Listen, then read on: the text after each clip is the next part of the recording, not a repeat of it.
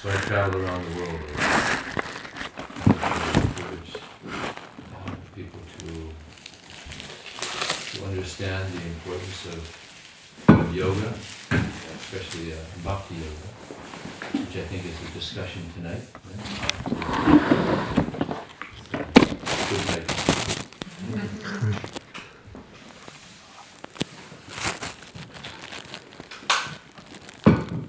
So we're going to read from the 18th chapter.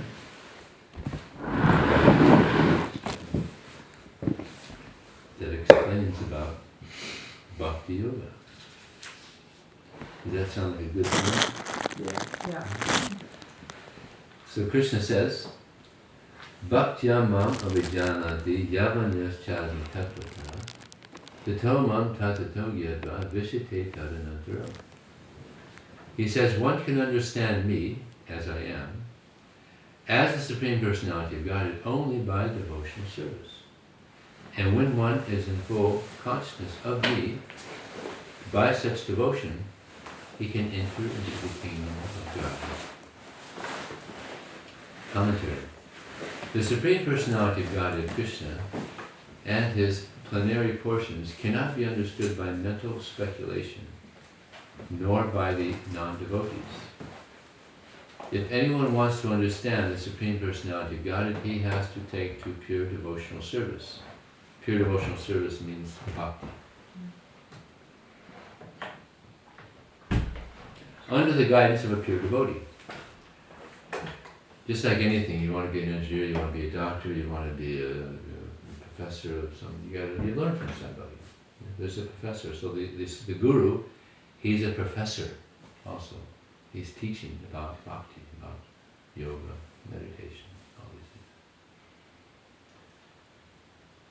these things. As already explained in the Bhagavad-Gita, Krishna is not revealed to everyone. No one can understand God simply by erudite scholarship or mental speculation. Mental speculation is also called jnana. You've heard of jnana, jnana yoga, speculation. Jnana means knowledge, so jnana yoga. And the goal of the jnana yogis is to reach Brahman. You all heard of Brahman. There's different aspects of the absolute truth. There's three. Brahman means the effulgence of Krishna. Paramatma means the localized aspect. Paramatma is within the hearts of all of us, everyone, even the animals, the trees, the Paramatma is there. And then the highest understanding is Bhagavan, or Krishna. And Prabhupada gives the example of just like if you're driving down the street and you see something, it could be a mountain, it could be clouds, it's so far, it's hazy, you can't tell if it's a cloud or a mountain. And you had that experience before? Yeah, it's a good example. But then when when it's like that, you can't tell if it's a cloud or is it a mountain. That's Brahman effulgence. Something is there. It's unclear. Then you get closer and you see it's definitely a mountain. Okay? So that's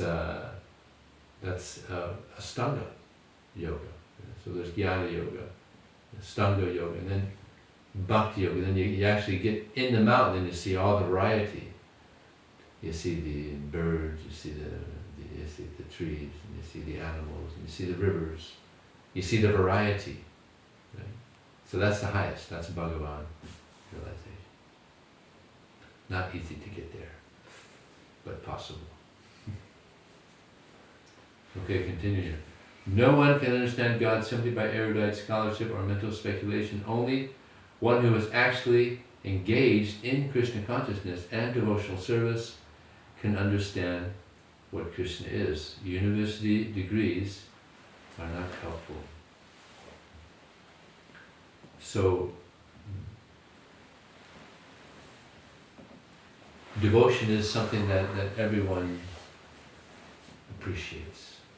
We all like devotion. Devotion is synonymous with love. We all want love. This is the essence of life, to have love. So there's another word called lust. In America they have the same, probably have it here too, that love is blind. They have that saying here also? Actually, it's not love that's blind. When you have love, you see everything clearly. Because love, actually real love, deep love is between the soul and the Supreme Soul, or God. That's where the real love is. And that's love that can't be interrupted by anything. Lust is the attraction from one body to another body. This is not love. This is lust. Because we're not the body. We're the soul within. So therefore they're confusing this word lust and love. So lust is blind. It doesn't give the actual satisfaction of the soul. So, but love, actually there's a verse in the Chaitanya Charitamrita. You've heard of the Chaitanya Charitamrita? That's the postgraduate study of the Srimad Bhagavatam. Have you heard of the Srimad Bhagavatam?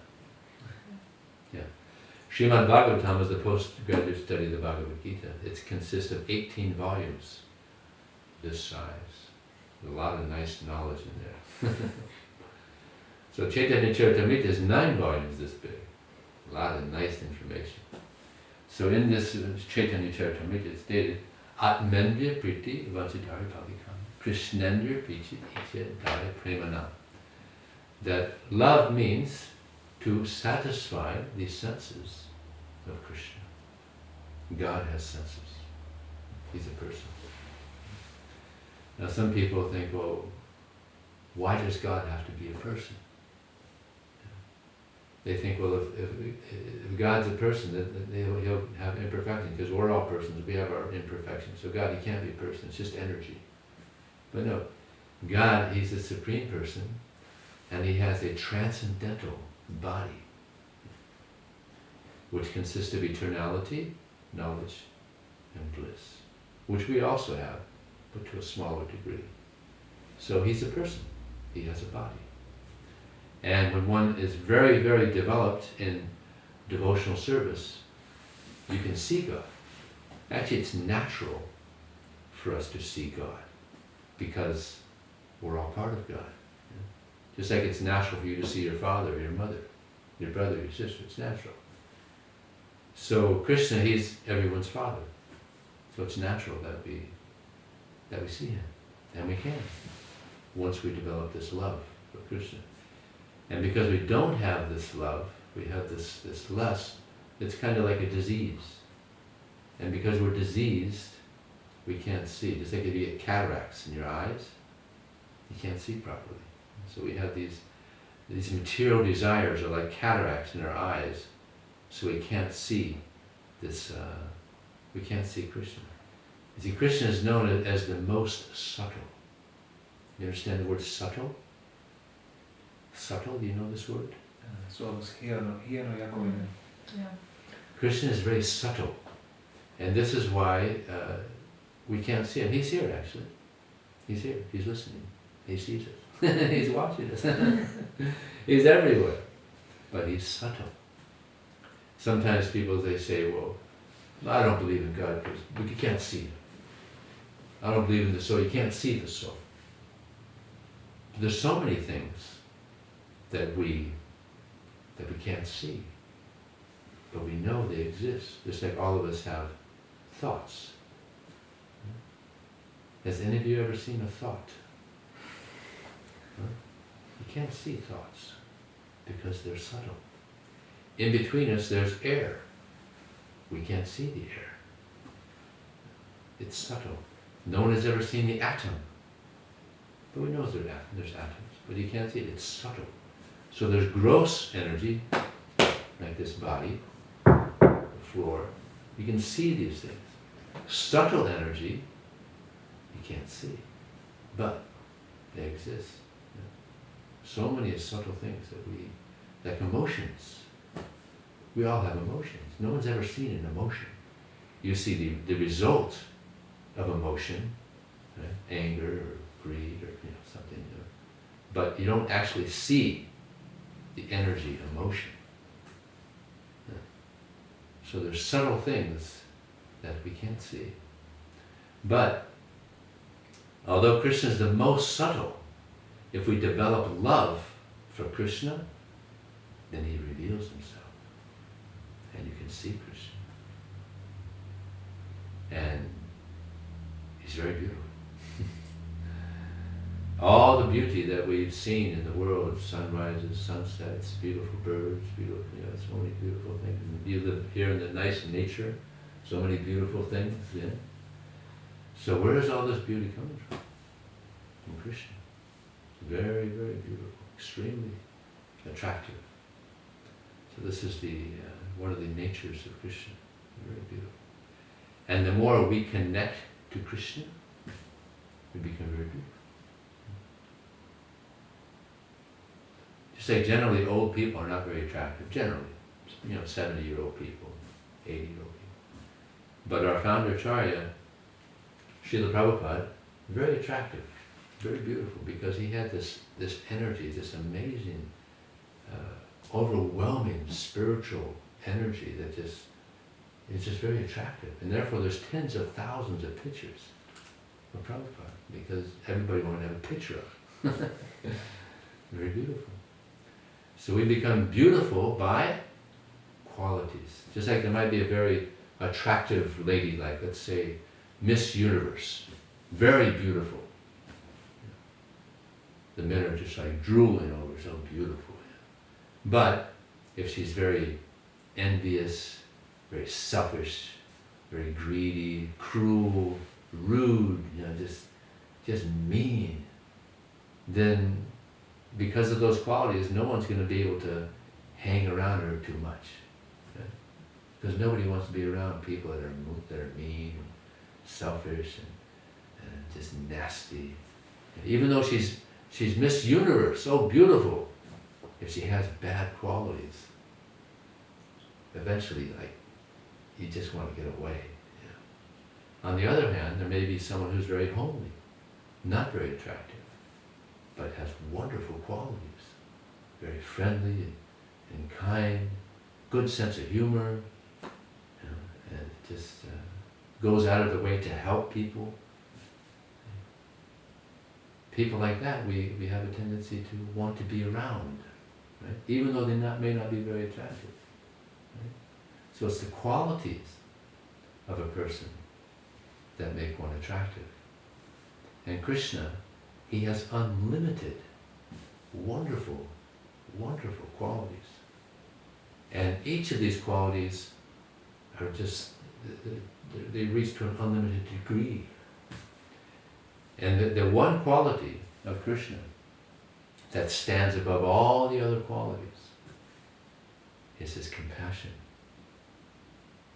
That is a beautiful quality. So therefore Krishna comes. He came 5,000 years ago, and he left us this wonderful wisdom in the Bhagavad-Gita, which tells about who we are as spirit souls. And he gives an understanding of what the soul is. You don't get much information about the soul throughout the world. But Krishna gives a lot of nice understanding of the soul. He says, Najayate mriyate va kadachin. For the soul there is neither birth nor death. Nor having once been does he ever cease to be. He is unborn, undying, primeval. He's not slain when the body is slain. So he can't die. Nainam chindanti sastrani. No weapon, even the most powerful atom bomb, can't kill the soul. Nothing can kill it. Nainam chindanti sastrani. Nainam dehati pavaka. You can't burn it with fire. Practically everything can burn with fire on the planet, right? Practically everything. But not the soul. You can't drown the soul. Can't be withered by the wind. So the soul is very, very powerful. Do you know why the soul is very powerful? Anybody know? Besides you guys? Why is the soul so powerful? Can't be destroyed. That's powerful. What do you think? Yeah, it's a part of God. Yes, it's part of Krishna. Exactly. Yeah. And Krishna, he's the most powerful. Very powerful. And because we're part of Krishna, we're also very, very powerful. Now this power is kind of dormant. We're thinking that we're this body. Actually, we're not this body at all. Because the soul is within the body, we think that the body is alive. But when the soul leaves the body, we see the real nature of the body. It's dead. I'll give you an example. We've all seen puppet shows. You got the costume, and some puppeteers are really good. You got the 2-year-old kids there, and the kids are like, they're mesmerized by the puppeteer, and he's got his voices going, and the children are just watching the puppet, and they actually think it's alive. Little children, they think it's alive. And then after the show, some of them might go back around the stage and check things out, and they see it's just a costume. It wasn't really alive. So this body also, believe it or not, it's a very, very sophisticated costume. It's not who we really are. The real person is within the body, the soul. And when it's like if I, the soul, were to leave this body right now, this body would just lay down completely limp, just lifeless. Right? That's death. That's the difference between a dead body and an alive body. When the soul leaves the body, it's a dead body. So that's the difference. So I'm actually the soul within. And Prabhupada, he gives a nice example. He says, just like this, these glasses here, the glasses don't see. Right? The eyes are seeing through the glasses. Right? But you take that a little deeper, and it's not actually the eyes that are seeing, but it's the soul that's seeing through the eyes. Because once the soul leaves the body, can the eyes see anymore? No. They don't see anymore. As long as the soul is within the body, the eyes can see. When the soul leaves the body, the eyes don't see. You can't speak, can't hear. No action in the body as long as if the soul leaves the body, then there's no action in the body. But as long as the soul is there, then so much is happening. So we'll continue with this purport here. One who is fully conversant with the Krishna science becomes eligible to enter into the spiritual kingdom, the abode of Krishna. You've all heard of Pascal. Pascal, a philosopher, French philosopher. He had an interesting, it's called Pascal's wager, which is very interesting. There's only 4 options of thought in relation to the living entity and God. So listen carefully. First option is, God exists, and we serve God. Now, if that's the case, we win. Well, Pascal's wager. You know what wager means? Wager means like bet. Take a bet. You know? So, if God exists and we serve God with love, we're the big winners. Because we go back, as Prabhupada says here, we go back to the kingdom of God. And in the kingdom of God, there's no death, there's no old age, there's no disease, there's no birth, there's no jobs, there's no police, there's no freezing cold weather. This is like full-on winter for me right now. Right now, this is like as cold as it gets in California. I'm freezing out there. So there's no, Prabhupada, one time someone asked Prabhupada, is there snow in the spiritual world, in the kingdom? He said, well, if there is, it's not cold. So the spiritual world is called Vaikuntha. It means no anxiety. This world is Kunta. There's always some anxiety. Just kind of checking the weather, see how much longer is the cold going to be here. I came at this time thinking that the cold was going to be gone, and I heard it usually is. Beginning of June, it's still like, yesterday it was hailing. I couldn't believe it. It's June. So he's the big winner. Now, let's say God exists, and the person serves God anyway. Okay, no. Excuse me. God exists, he serves God. That's the first one, okay? God doesn't exist, and he serves the God that apparently exists. Still he comes out all right, because, generally, people that are religious, they're moral, they live nice lives, pleasant lives. So, even if God doesn't exist, still, it's okay. Live a nice life, pleasant life, moral life. Not too bad. Even then it's not too bad. So then, God doesn't exist. No, let's see. So God does exist, you serve God. God doesn't exist, you serve God. God, let me get this right here. It's a little complicated. God doesn't exist, he serves God. So if God doesn't exist, he serves God. Okay, that's still okay. And I'm going to get this right.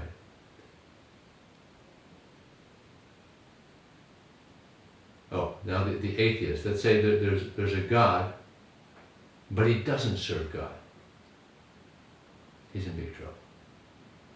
Because there's laws that have to be followed. If those laws aren't followed, just like here in Finland, there's laws you have to follow. If you don't follow them, then you're in trouble. So it's not that God does that out, it's not that he's like trying to spoil the party or anything. No, it's not. But he wants us to become healthy spiritually. So therefore there's laws. For instance, we don't gamble. Because if you gamble, then you lose your truthfulness. We're vegetarian. You're all vegetarian? Oh, okay. So if you're not vegetarian, you kill animals, that you lose mercy. We don't take any intoxication. Because you take intoxication, you lose your cleanliness quality. People that are very get intoxicated a lot, they lose their cleanliness. And sex life within marriage. And if one does more than that, one loses its austerity. So, and this is good. This helps us to develop purity. And when we become completely pure, then we're happy. Right? Because we're impure, so much dissatisfaction. So, one serves God, or there's a God, one serves him. There's a God, one doesn't serve him. He's in trouble. He loses. There isn't a God, one serves him anyway. He comes out all right. There isn't a God, one doesn't serve him. Even in that case, he doesn't come out that much ahead. Because, he's just living his life the way he wants to. Not a big plus. Right? So those are the four. You got that? Kind of interesting. Huh? And he was Pascal. He was a very intelligent. He was a scientist, and he made so many inventions, and he was a mathematician. And he came up with that equation. He thought, well, looks like I'm in a safer position to believe in God. So he was theist by his intellect. And one nice thing about, so as far as the soul goes also, is Socrates, the father of philosophy, just by his intellect, without hearing from an authority from the Vedas, These are called the Vedas, by the way. Knowledge means knowledge. Just by his intellect, he was able to realize completely that he was a soul within. And he was teaching this to the students in Athens. And he was getting a pretty good following. And it didn't make the others and the leaders in Athens look too good, so they became a little envious of him. And they said, listen, stop this, don't do this anymore. And he's like, I'm not going to stop, I'm going to continue speaking as I'm speaking. And then they said, well, we're going to kill you if you don't stop. And they said, well, you do as you like, I'm going to continue. So some of his friends said, well, listen, you could just leave the country and just avoid this thing. He said, no. There's an interesting statement that I forgot who it was. I think it was Martin Luther King. He said, if you have if you live in a life that you're not ready, if you have a cause that you're not ready to die for, then you don't have reason to live. So he died for his understanding of life. So they gave him this hemlock. And they asked him, so do you want to be buried or do you want to be burned after it's all over? He said, you're not going to burn me, and you're not going to bury me. You're not going to catch me. Because he's going somewhere else. He knew, I'm not going to die. Amazing person. Prabhupada was very fond of Socrates. So intelligent. Generally we have to learn from somebody, a guru or a book, that we're spirit soul, but Socrates is very bright. But now, throughout the world, you go to the philosophy department at the university, not one word about the soul. He's the father of philosophy. The most famous philosopher practically. Who's more famous? Maybe his disciple, Plato, who also understood about the soul. But now it's just so materialistic throughout society, especially in the educational system. No knowledge of the soul. So one of our most important activities in our society is giving the knowledge out so that people can understand who they are, spirit soul. We're on a mission trying to increase wisdom. It's a big challenge.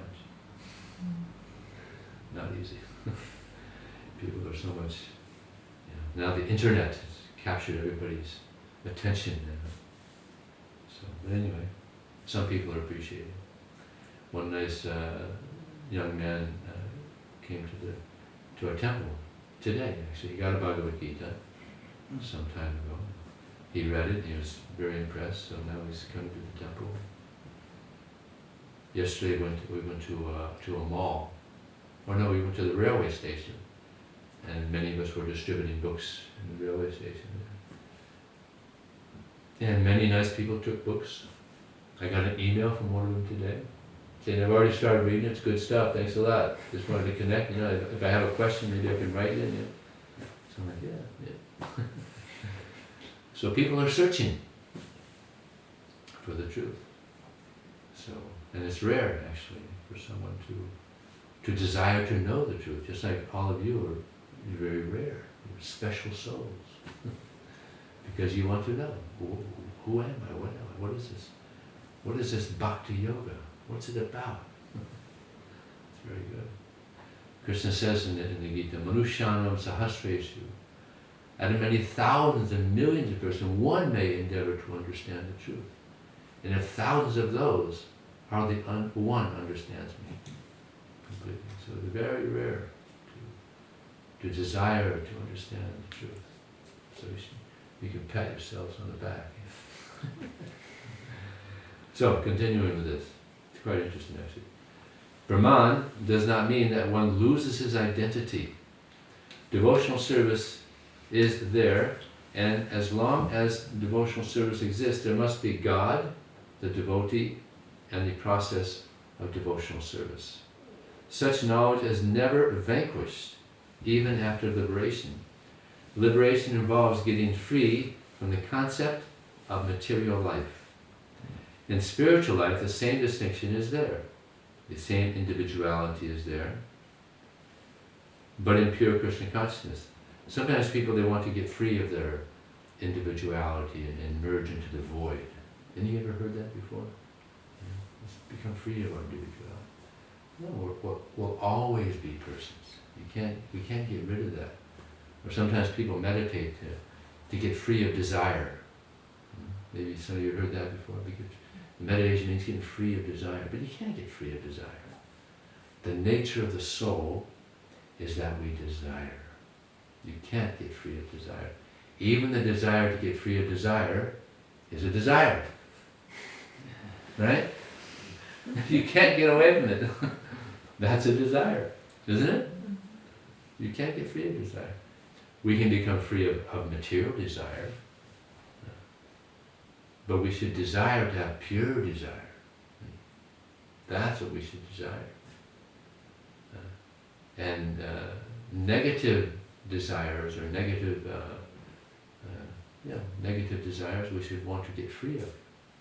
And by the process of devotional service, one gradually becomes free of negative desires. Srila Prabhupada, our guru, he was at one temple, and one devotee said, Prabhupada, here at this temple we have a very strong desire to distribute your books to the people. And Prabhupada said, very good. Don't let that desire go. Some desires you want to get rid of, and you can get rid of them actually.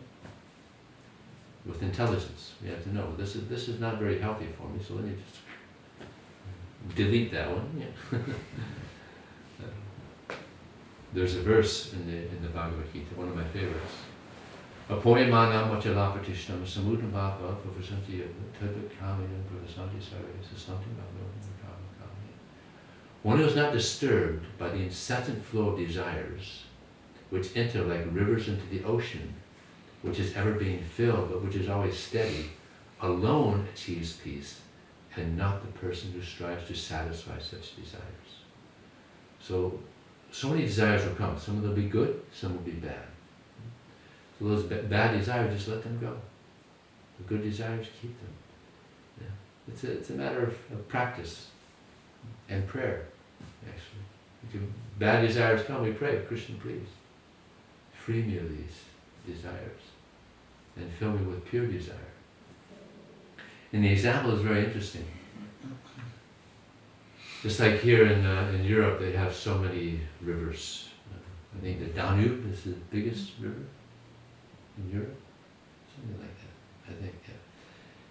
The biggest river in the world is the Amazon in Brazil, South America.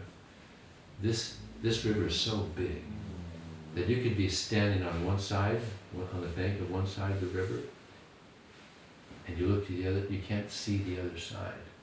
It's so big, because you got the rainforest there, so much water is coming down.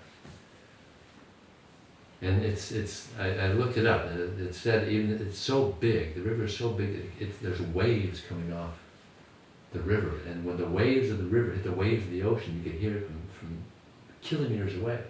It's so loud.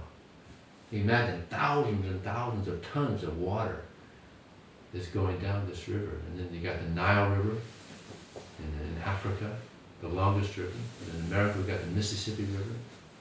There's so many rivers. What's amazing is that the water doesn't, the beaches don't get overflooded, it doesn't come up, even a centimeter, it stays the same. Of course there's the high tide and low tide, but the cities don't get flooded, Los Angeles, New York, all these big cities, right there they don't get flooded. All this water is going in. So similarly, desires may come, but one who is advanced spiritually is not affected by these desires. Just lets the bad desires go, keeps the good one, stays peaceful. Shanti. So, continuing. One should not mistakenly think that the word Vishate enters into me, supports the monastery that one becomes homogeneous with the impersonal Brahman. No. Visite means that one can enter into the abode of the Supreme Lord in one's individuality to engage in his association and render service unto him. I'll give you an example about service. Service is something that's very nice. It's natural that you have affection for someone. You want to do something for them. Affection is something that is cherished. And when we have affection, it's natural that you want to do something for that person whom you have affection for. It's very natural, isn't it? And I'll give you an example in this regard. Imagine a person, he's got a job delivering flowers, and he's been doing it for 20 years. You know, flowers are nice, we all like flowers. But you've been doing this, this job for 20 years, just delivering flowers. Like any job, it gets old, right? Even though it's flowers delivered. Let's say he meets a girl, and he wants to try to, they say, woo her.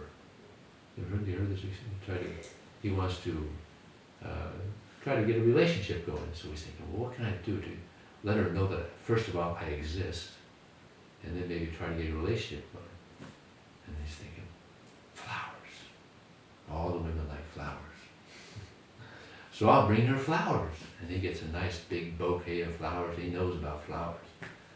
Now he's been doing this for 20 years. He doesn't like the job of delivering flowers. It's gotten old.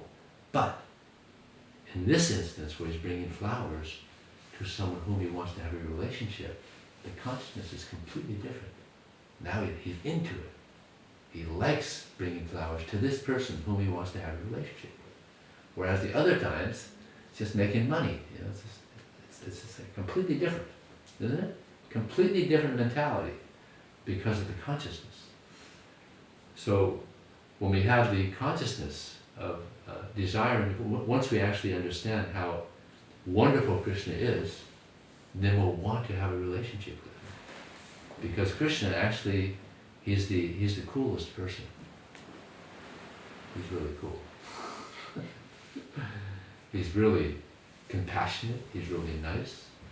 There's even a name for Krishna called Kautiki. Kautiki means Krishna, he has the best sense of humor. He's really funny. Anybody ever heard of God having a sense of humor? He's got an incredible sense of humor. Everything is coming from God. So there's so many comedians on the planet here. Where are they getting their ideas from? Krishna. He gives it to them. In the spiritual world, people laugh a lot. They laugh a lot. They're really having a good time. And like I said before, there's no bills to pay either. There's no death. There's no old age. It's a really, really good neighborhood. And we can go there simply by our desire. If we desire to serve Krishna, to have a relationship with Krishna very strongly, we can go back. It's actually natural for us to be here. We're actually ETs. We're from another planet. We're all ETs. We're all with Krishna in the spiritual world. So it's natural for us to go back to the spiritual world. So many friends are there. Krishna is there. He's our Father. He comes to, actually these books are invitation cards back to the spiritual world. And not only Krishna is really cool, but everyone in the spiritual world is really wonderful. And this is not just some utopian idea. No, although the Bhagavad-Gita was spoken by Krishna 5,000 years ago, it's studied in universities all around the world, translated in practically all the languages. It's not just some sentiment. It's a very, very philosophical, but not dry. It's sweet philosophy, very, very inspiring actually. The first time I got it, I read it in 5 days. I couldn't put it down. It's like, whoa. Because I was kind of searching. I was looking for the truth. And I'd already studied many religions and philosophies. But when I found the Bhagavad-Gita, it's like, whew, this is it. I was really happy. Couldn't put it down. You all have a copy of Bhagavad-Gita? Everybody? Yeah, good. So, yeah. So let me finish this here real quickly, and if you have any questions. Well, Prabhupada gives a nice example here. Visite means that one can enter into the abode of the Supreme Lord in one's individuality to engage in his association and render service unto him. For instance, he gives an example. A green bird enters a green tree, not to become one with the tree, but to enjoy the fruits of the tree. Impersonalists generally give the example of a river flowing into the ocean and merging. This may be a source of happiness for the impersonalist, but the personalist keeps his personal individuality like an aquatic in the ocean. We find so many living entities within the ocean if we go deep. Surface acquaintance with the ocean is not sufficient. One must have complete knowledge of the aquatics living in the ocean depths. Now this is an interesting example that Prabhupada gives of the two birds in the tree. You have a tree, you have two green birds in there. They kind of like merge. You can't really even see them sometimes. You know, these like the parrots. You know, these green parrots. You know, they go in the tree. You can't even see them. So within this body, there's two birds: the soul and the super soul. So the super soul is observing everything that we're doing. The super soul knows everything, every thought, every desire that we have. And because we had this desire to understand something of the truth, therefore the super soul in your hearts gave you direction, and therefore we're all here. He gives guidance, direction for us to advance in spiritual life. And this is called the Chaitra Guru, the Guru in the heart. So he gives guidance, and just like you heard of this word, intuition. Intuition. So the psychologists, they can't understand fully what this intuition is. Intuition is not only in the human beings. A spider is born with intuition. They're able to make these amazing spider webs, which are fascinating. You know. So many animals have these amazing abilities. So that's intuition, but actually it's a super soul. That's another word, the meaning of the word intuition is that the super soul is giving guidance for us about what to do, how to do it. Or conscience. Conscience. You know this word, conscience? Yeah. You're doing something and you feel a little uneasy about it, you feel a little guilty about it, you know, the conscience is. So what is that? That's a super soul saying, probably not a good thing to do. Better do something else. That's a super soul. That's conscience. Interesting. So continuing with this, because of his pure devotional service, a devotee can understand the transcendental qualities and the opulences of the Supreme Lord in truth. As it is stated in the 11th chapter, only by devotional service can one understand Krishna. The same is confirmed here. One can understand the Supreme Personality of Godhead by devotional service and enter into his kingdom. It's like in the end of the 6th chapter. The 6th chapter of the Bhagavad-Gita is the yoga system. He says, Yoginam abhisarvesam madhitan antaratma shravan bhajateyam samay moda. Krishna says, of all yogis, he who abides in me with great faith is most intimately united with me in yoga. He's the highest. So this is the highest. Bhakti is the highest. There's jnana, which is the Brahman. Then Astanga, this is the super soul, where one is in service to the super soul. But higher than that is service to Krishna, or having this relationship with Krishna. So this is the highest goal that we can achieve.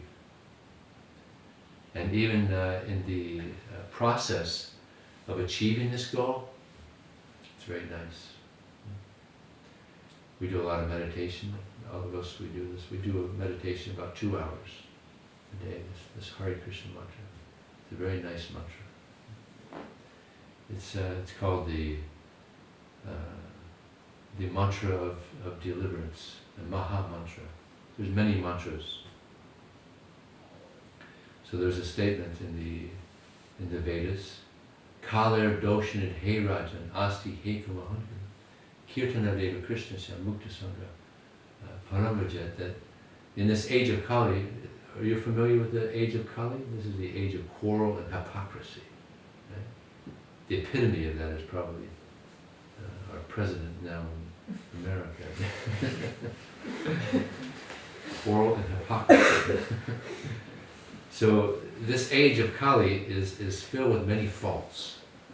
But the one good quality of this age is that simply by chanting this mantra, we can become completely purified of all material desires, all negative desires, and we can develop our love for Krishna and go back to the spiritual world. So this is the one good quality of this age. This mantra is very powerful. It's stated that the name of Krishna and Krishna, they're non-different. So when we chant the Hare Krishna mantra, we're getting purified. The soul, the mind, intelligence is all getting purified. When you read Bhagavad-Gita, you're getting purified. This is the nature of Krishna. He's so pure that in any way that you come in contact with Krishna, you get purified. We have prasadam here today. Prasadam means food that we offer to Krishna. When we cook for Krishna. We don't cook for ourselves, and we offer it to Krishna. It becomes spiritualized. Prasadam. Prasadam means the mercy of Krishna. So we offer it to Krishna, he eats it, and he leaves it for us to eat also. Isn't that nice of him? Yeah. So, and the main ingredient in prasadam is love.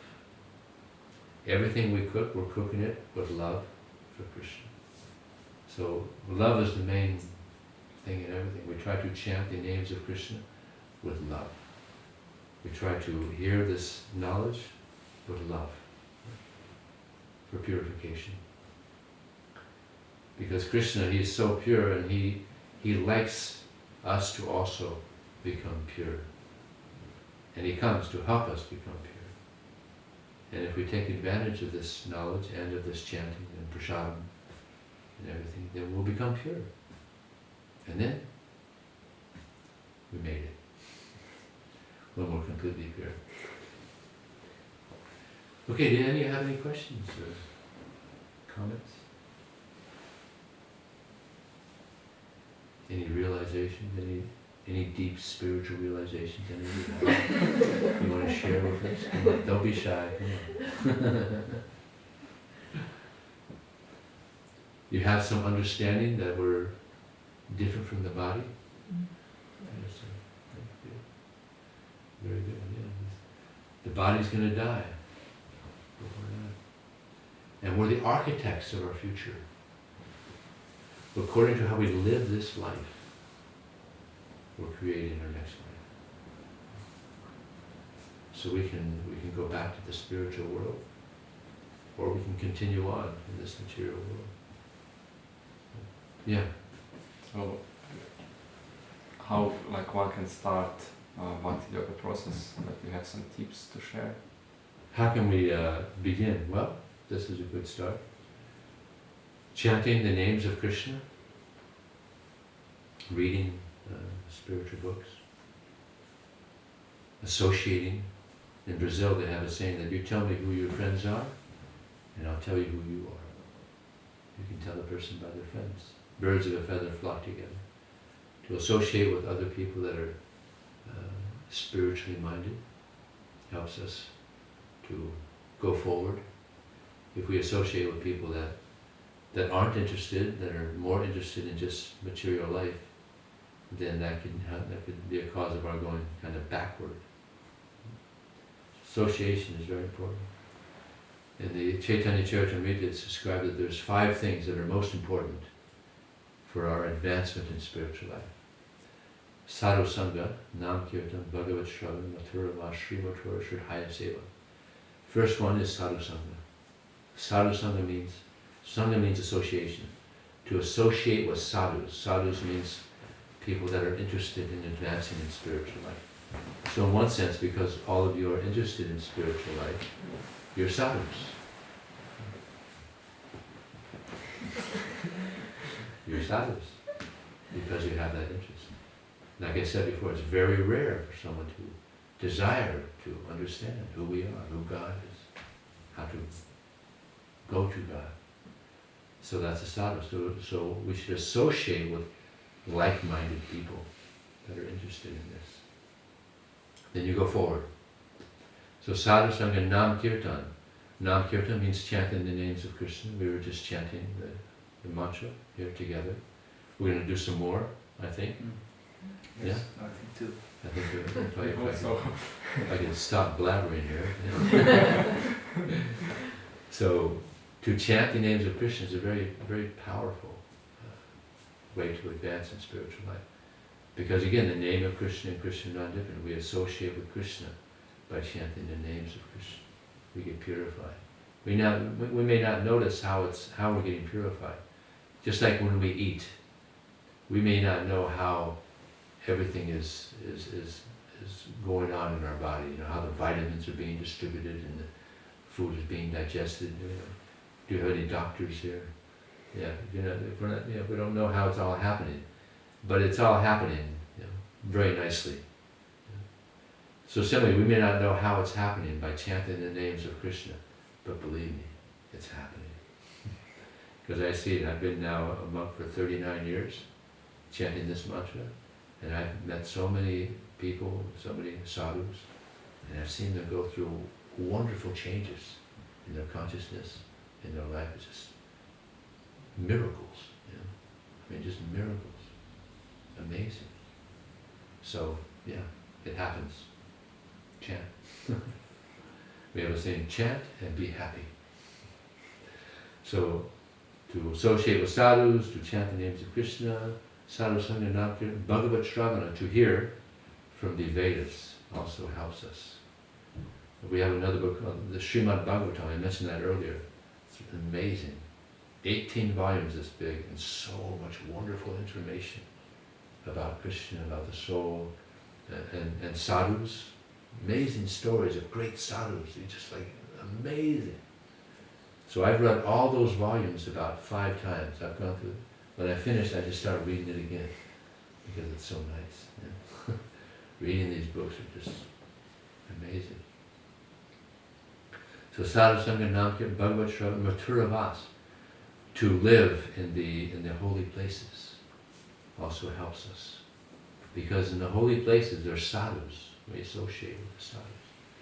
Or to live in the temple. We have a temple. Have you all been to our temple here? Oh, we have a nice temple. It's not far away. About an hour and 20 minutes. Nice temple. Especially on Sunday, we have our main activity there. Starts at what time? 4 p.m. 4. Yes. 4 p.m. it starts, and there we have a talk on the Bhagavad-Gita. We have prasadam, food distribution. We have the meditation. It's really nice, so I highly recommend going. Nice program. And then the last one is Sadhu Sangha Nam Kirtan Bhagavad Mathura Sri Mathura Shridhaya Seva. To worship Krishna also helps us. So many people now that are being worshipped, the rock stars and the movie stars, but better worship Krishna. We get purified. Yeah. Yeah. A question about sadhu sangha. So, as it's good to associate with good people, but then how about people that aren't really into spiritual things? How to associate with them in a polite manner, you know, but how to still live in this world, you know, and be polite to other people because you still have to see them. Yeah, of course, a devotee is very friendly. Yeah. In the Bhagavad-Gita, many times Krishna says that those who are very friendly to others are dear to me. So Krishna is really friendly, and he likes it when we're friendly. So we can't be rude. I can't be around you. You're not a sadhu. Yeah. You can't be like that. So we're friendly, and you can give association. You could tell them about Krishna, you know, in a nice way. You know, try to help them in their devotional service, but don't get too close. You see, we have to be friendly. It's like we go out and I approach people. I'm talking to people all the time, and very friendly to them, and we have I even have nice relationships with people, but I'm giving Krishna to them also. So be friendly to them, but yeah, just if you get too close, then you start picking up their habits, because non-devotees, they have a lot of bad habits. Yeah. So we want to have good habits, and by associating with the devotees, those good habits they grow.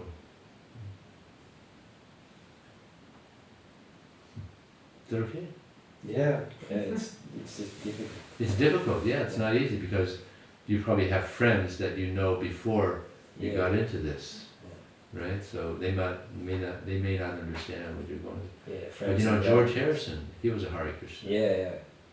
He called himself a closet Hare Krishna. And he told Prabhupada, he was very close to Prabhupada. And he told Prabhupada, you know, I'm losing friends because I've become a Hare Krishna. You know, he even wrote a song, My Sweet Lord, you know, that beautiful song, My Sweet Lord. So he lost friends. But he thought, well, better I'm friends with Krishna and the devotees. So he actually, he didn't mind if people thought, well, if you're going to be that way, I don't want to be around you. Then he thought, well, your choice. But he found that his friendships with the devotees were much more solid and had much more meaning and much more compassion and much more fulfilling. So he thought, I mean, he was willing to keep friendships with others, but many of them just not yet. But George was a very special soul.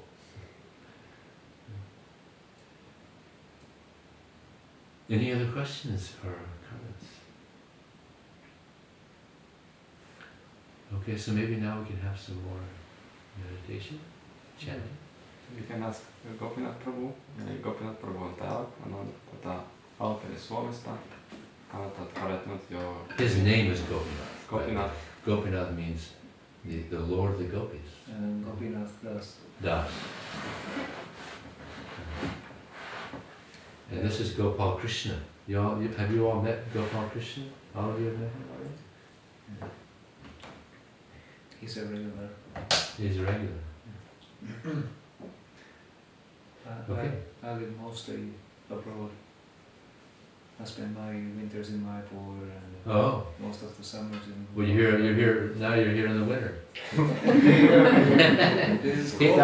He also thought he was avoiding the winter. You can say like Gopinath Prabhu. Like Indian winter. Gopinath Prabhu you can call him the most famous Kirtaniya from Finland. Like He's the most famous Kirtaniya. You know what a Kirtaniya is? Kirtaniya means he's Kirtan. He's into Kirtan. Heavy drums.